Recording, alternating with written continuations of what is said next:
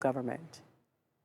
And a Cleveland mother tells News 5 she's thankful to be safe at home with her kids tonight after a close call with carbon monoxide this morning. News 5's Olivia Fecto tells us this is a situation that could happen to any one of us. 2-year-old Anaya is all smiles now, but Thursday morning, her mother, Lydia Ruiz, says she was acting fussy. I remember her waking up and just kind of wanting to rip her clothes off. And I'm like, what is wrong with you? You're acting weird.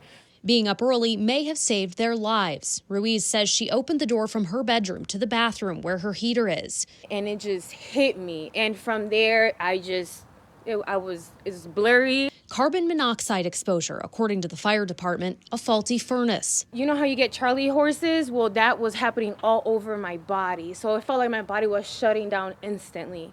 Ruiz's 9-year-old daughter, Isabella, is okay now, too, but the carbon monoxide exposure left her sick to her stomach. So I said, well, you crawl over here. I'm trying to get your sister. Follow me.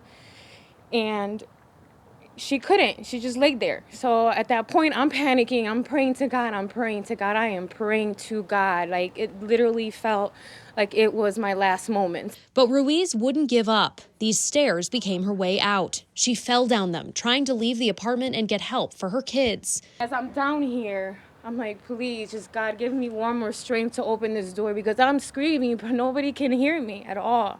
Ruiz is thankful her landlord got there quickly because the downstairs neighbor called to tell him it was too hot. She says the experience was terrifying. It was just something I would never, ever wish, not even on my worst enemy. Ruiz and her girls are okay after a trip to the hospital. She hopes other people learn from this, that what happened to her family can happen to anyone, and it comes on fast. I'm telling you, you only have seconds. You only have seconds. That's all you have. It's an experience her neighbor, Tommy Shaw, will take with him. Well, it could have been me. He took time Thursday to check his own furnace and make sure everything was working properly. He's thankful no one was seriously hurt. That's a blessing right there. So I say to everybody out there, just don't take life for granted. I got bruises everywhere, but I'm alive. My kids are alive. I couldn't be any more thankful.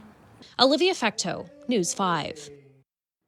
And so what is carbon monoxide? Well, it's a colorless, odorless gas that can come from places like your furnace, stove, or even your oven. It replaces oxygen in your blood, which can be deadly. If you've been overcome by the gas, some signs and symptoms may be similar to that of the flu.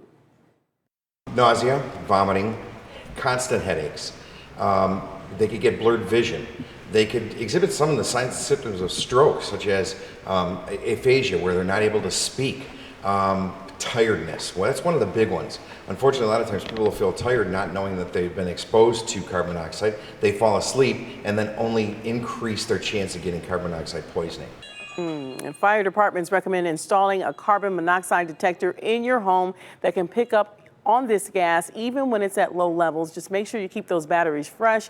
Change them every 6 months when you change the ones in your smoke detector. It's also recommended to service your furnace annually by a professional to make sure everything is working properly. If you think you've been exposed to carbon monoxide, open your windows, get out of your home, and dial 911.